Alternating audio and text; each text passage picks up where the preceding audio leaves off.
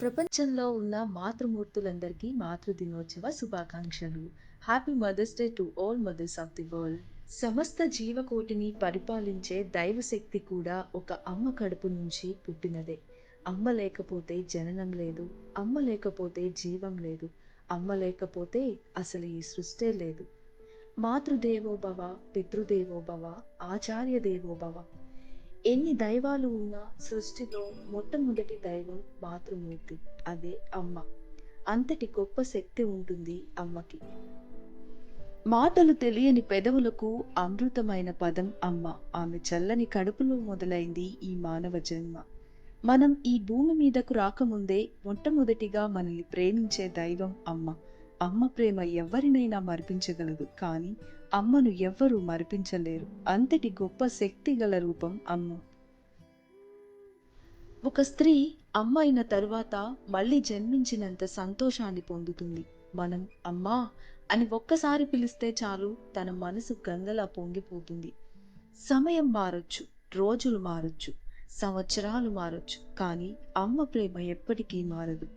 అమ్మ భూమి మీద ఉన్నా లేకపోయినా అమ్మ ప్రేమ మన గుండె శబ్దంలా మనతోనే ఉంటుంది. ఈరోజు మాతృమూర్తి యొక్క ప్రత్యేకమైన రోజు.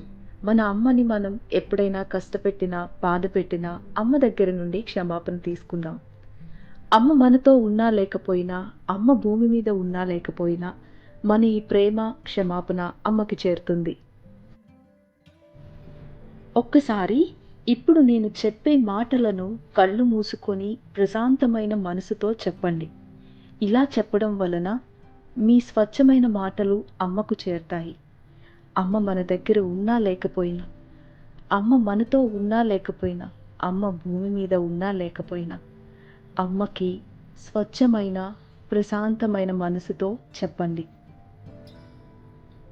మీరు అమ్మకి క్షమాపణ చెప్పే ముందు ప్రశాంతంగా ఉన్న ప్లేస్లో కూర్చొని మీ మనసు ప్రశాంతంగా ఉంచుకొని కళ్ళు మూసుకొని చెప్పాలి. మళ్ళీ చెప్తున్నాను, మీరు అమ్మకి క్షమాపణ చెప్పే ముందు అమ్మ ముఖాన్ని గుర్తు తెచ్చుకోవాలి. కళ్ళు మూసుకొని ప్రశాంతంగా అమ్మ ముఖాన్ని గుర్తు తెచ్చుకొని ఇప్పుడు నేను చెప్పే మాటలు చెప్పాలి. మీరు నిజంగా అమ్మని క్షమాపణ కోరినట్లయితే మీరు ఆనందంతో కూడిన ఎమోషనల్ ఫీల్ అవుతారు. అమ్మ మన ఇంట్లోనే ఉన్నా, మన పక్కనే ఉన్నా మీ మనసులో అమ్మకి క్షమాపణ చెప్పండి. మళ్ళీ చెప్తున్నాను, నేను చెప్పిన మాటల్ని కూర్చొని కళ్ళు మూసుకొని మీ మనసులో అనుకోండి.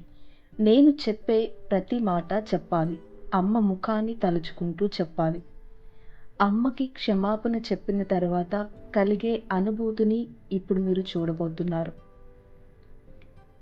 ఇలా చెప్పండి. హాయ్ అమ్మా. అమ్మా, హాయ్ అమ్మా. ఎలా ఉన్నావమ్మా?